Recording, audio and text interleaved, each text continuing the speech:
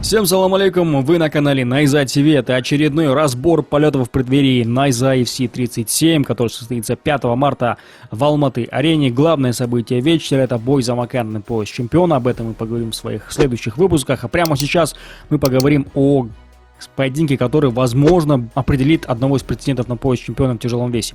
Мы сейчас говорим про поединок Сергея Зубкова и Джилыкбека Чомонова, бойца из Кыргызстана. Этот поединок пройдет в рамках главного карда. Сергей Зубков, который провел несколько поединков в NFC, и дебютант Джилыкбек Чомонов. Что по поводу этого поединка думаешь ты, Сатай? Не так часто мы видим тяжей, к сожалению, в NFC. Ну, знаешь, стилистически очень разные бойцы. Довольно-таки интересный поединок. И даже внешне, если посмотреть, да, выглядит как два антагониста. Это, наверное, самая важная составляющая в бою, чтобы бойцы были совершенно разные, да? Не то, что даже разные, а были противовес друг другу во всем. В стиле, во внешности, во взглядах. Это порождает определенный конфликт. Ну или способствовать тому, чтобы там какой-то конфликт между ними был. 8-2 рекорд кыргызстанского бойца, но в оппозиции нет больших имен, да, или таких сильных бойцов. Есть несколько имен, там, Ирохи, например, тот же, которому он последний поединок провел, год назад проиграл техническим нокаутом во втором раунде. Он в основном дрался у себя в Кыргызстане. Такой типичный боец, который, знаешь, вот только-только вот выходит на определенный уровень, можно было бы сказать, если бы ему там не было почти 40 лет. Для тяжа это уже вот самый возраст, наверное, да, когда вот он уже должен быть там немножко на другом уровне, поэтому, скорее всего, Чомонова это вот потолок, да, Найза, скажем так. Именно здесь он будет пытаться полностью себя реализовать, потому что, даже в случае, что он начнет расти как боец, навряд ли он еще дальше куда-то пойдет, потому что уже возраст подходит.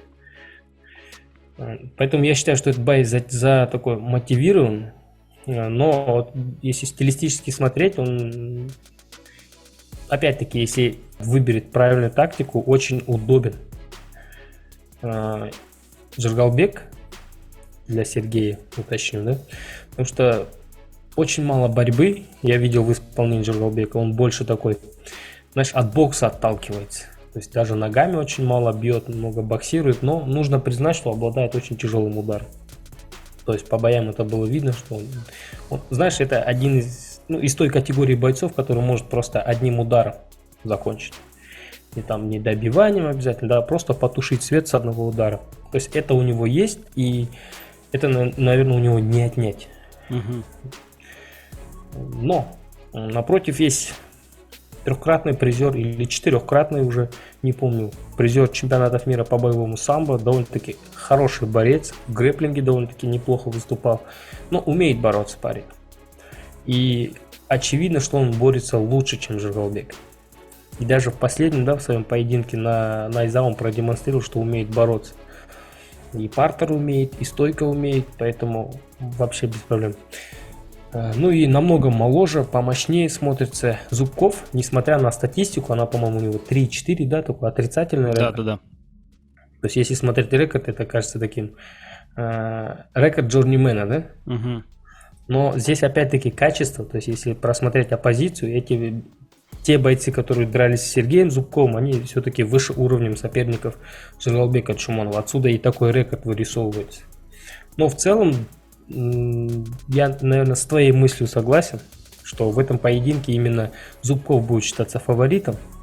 И все-таки мне кажется, что вот после череды поражений, да, неудачного старта в карьере, Зубков только-только немножко перестроился, начал понимать, что такое профессиональный ММА, как себя вести, как тренироваться, как вести вообще поединок профессиональный ММА. То есть ощущение, что он только-только начинает раскрываться. Знаешь, один момент, вот ты сейчас сказал про Джилыкбека. Изучая его поединки, я заметил, что свои победные бои он заканчивает очень быстро. Там в первом либо во втором раунде один из его побед я тоже наблюдал. Первые секунды он всегда опасен в самых первых секундах этого поединка. И еще один момент, правильно ты говоришь про борьбу, потому что в тех боях, которые я видел, его переводили вообще без особых проблем. Переводили даже бойцы, у которых нет абсолютно никакой борцовской базы.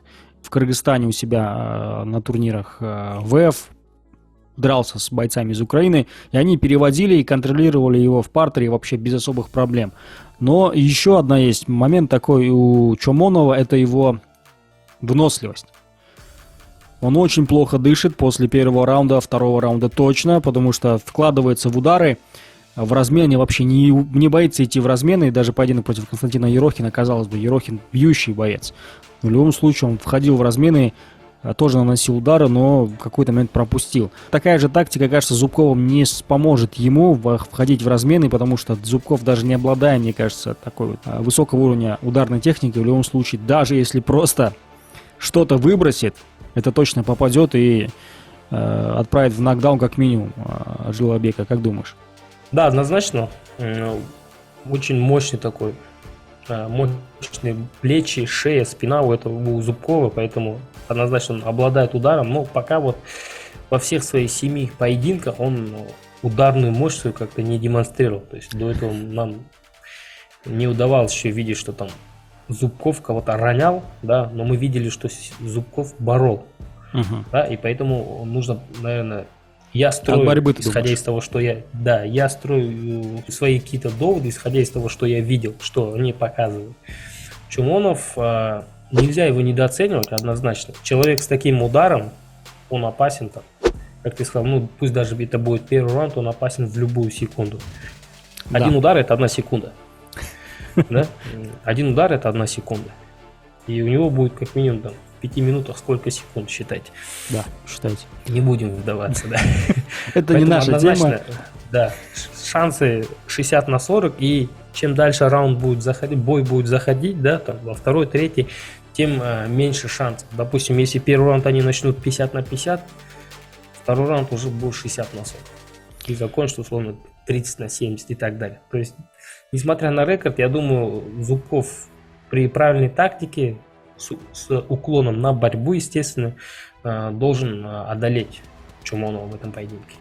Но опять-таки вот этот момент взрослого бойца, который, да, возможно, это его уже крайняя остановка в профессиональной карьере. Дальше он уже никуда не пойдет, его надо рвать и метать. А вдруг он сейчас одного за другим начнет ронять, да, заберет пояс, в 40 лет скажет: все, я ухожу. Все может быть. Да.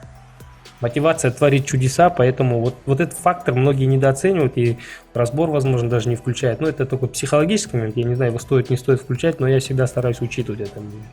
Ну, видишь, момент такой, что ты можешь не угадать с психологией, а с физическими данными, последними выступлениями ты точно знаешь, в какой он форме. Поэтому сегодня можешь встать не с той ноги и сказать, что нет, я что-то не хочу сегодня вообще напрягаться. А напротив него Зубков, вот такой вот огромный, которого даже наш большой друг Марат Алиасхабов недооценил, и во что это превратилось. Поэтому... Плюс молодой, и он такой в рассвет тяжей даже еще не вошел, да, скажем так? Да. В рассвет тяжеловес. Я надеюсь, что этот поединок будет таким же красочным, как и наш разбор, потому что мне всегда нравятся поединки тяжеловесов. Ну и плюс я хочу, чтобы в НФС уже был какой-то тяж-чемпион, который мог бы бросать вызовы направо и налево. Я думаю, что это будет чемпион из Казахстана, потому что хочется, чтобы это был не так тяжей мало, так еще хочется, чтобы он взял пояс и всем раздавал вызовы.